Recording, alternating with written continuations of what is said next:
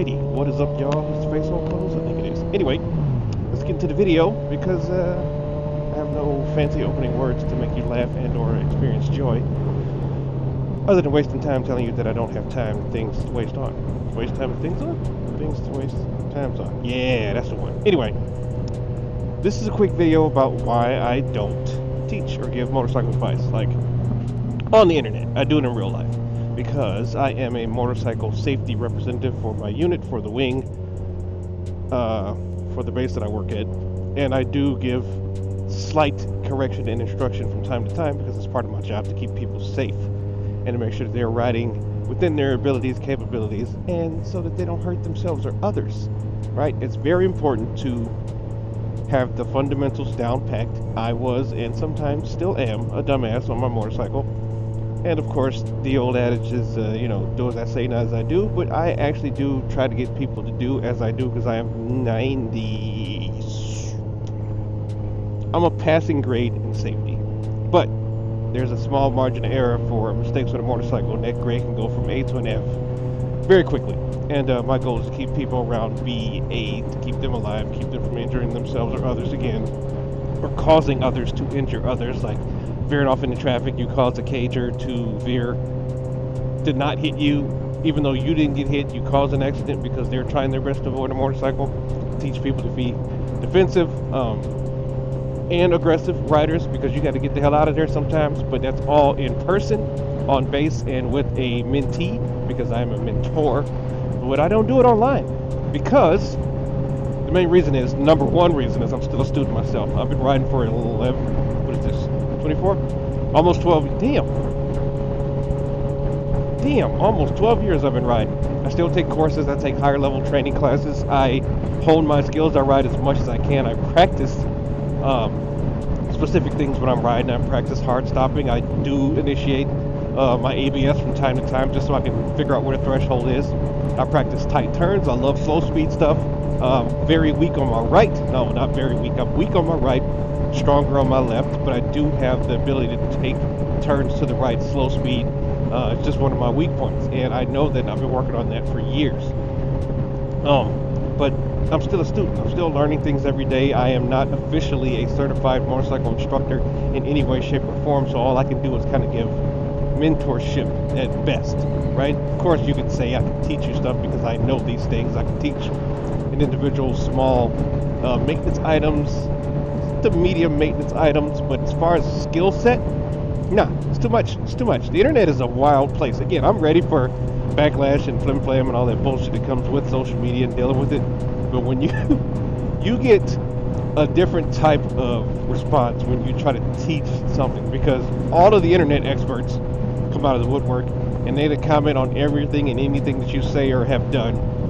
Just like a while back when I was it's a way while back, people were arguing back and forth about tire plugs versus tire patches. I, myself, have lived it.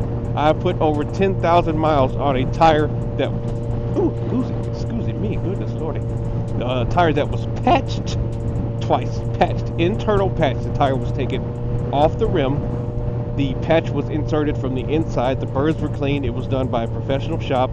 10,000 miles on that tire. People are like, you can't do that. You can't plug a tire and ride on. You got to get it to... Yeah, the semantics of the wordplay between patch and plug was killing me. And it was just, I was listening to forums, reading forums, listening to other videos of people saying what they have not done.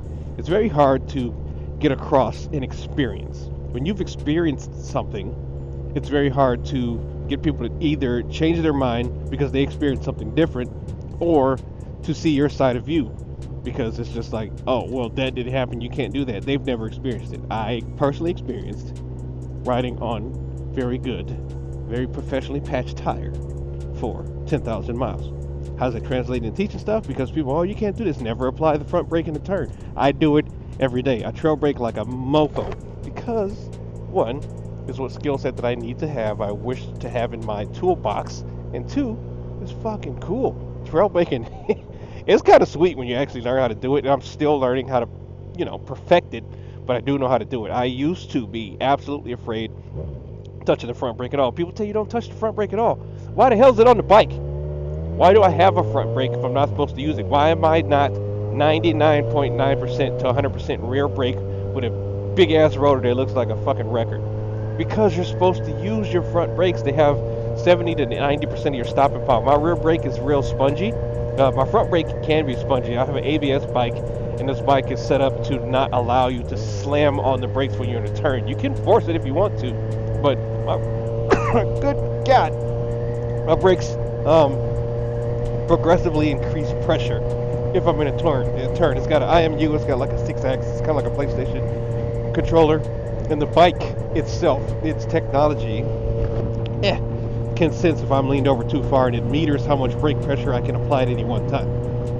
But given that I know that, given that I use the tools and the amenities that are supplied with this bike, I still have a skill set. I learned to do this no matter what the bike can do. And teaching people what they should do is very subjective, because the should is, oh, I should do this based off your advice and based off your experience. Well, I feel that I should do this. Skills don't care how you feel. Knowing how to do something and applying it are two different things, right? And it becomes an argument war, and then people get all in their feelings. Sometimes I may or may not get upset because I can tell somebody something that's going to save their life, and they'll be, oh, nope, I've been doing this for 52 years. You don't have to do it that way. I know dudes that can't turn around in a parking lot, been riding forever, and I'm like, bro, I'm just trying to help you. And then I go, you know what? Fuck it. Like, if you don't want my help, that's fine. And I just don't want to enter the social media landscape trying to provide knowledge. Am I making this a list video? I'm gonna just ramble. I'm gonna say numbers. 2, there's so much knowledge out there. Who needs me, right? I come on here and I rant about my daily life. I do my social media or my mental health thing. I do my introvert thing. I do a little bit of yap from time to time. But that's part of me being a student as well. I watch so many other YouTubers that teach me things, and the way they explain it is so phenomenal. I'm like, yo, I don't even need to make another take on this. A lot of times people jump online. Let me give my take on it. I don't feel that way because they got it across to me, and the way that I would like to explain things is the way that I like things explained to me. So for me to reiterate something that I understood the first time is just kind of repetitive. It's kind of pointless, kind of useless. This corner would be so fun if this Yeep wasn't in my way. Get out of the way, Yeep! Reason number 3.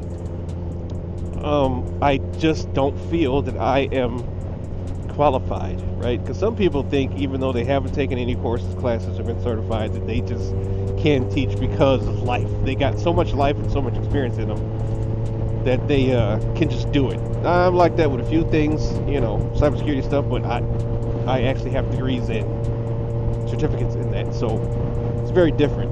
I can teach that because I am qualified and I do have the experience. 2 things.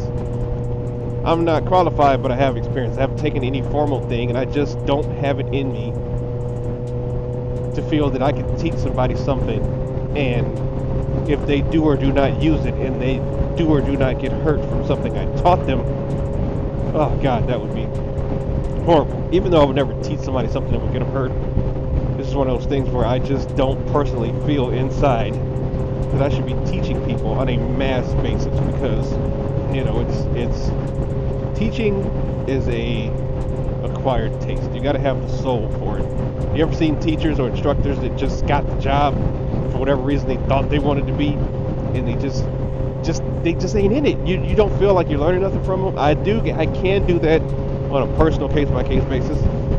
Online for the masses, no, I don't think I can provide that.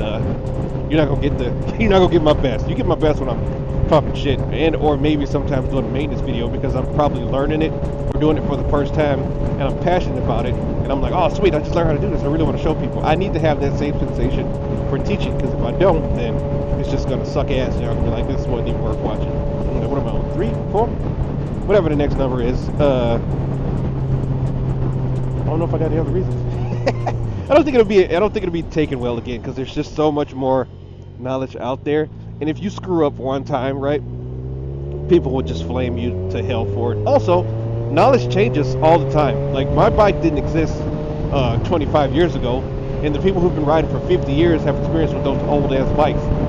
They know how those bikes perform. Even though all motorcycles are very similar in nature, the things you can do on a sport bike compared to a cruiser.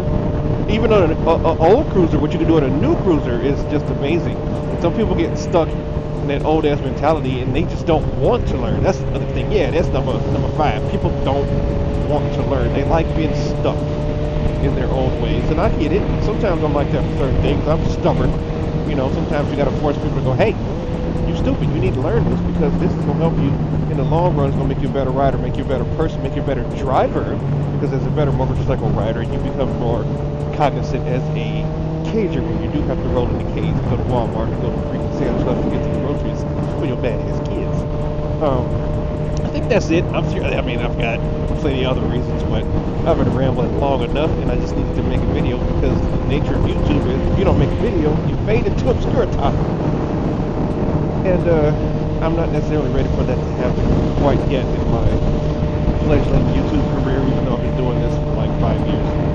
Anyway, thanks for watching. Give me some reasons maybe why you would or would not teach. I like the interaction I've been getting lately on the channel. It's been kind of cool.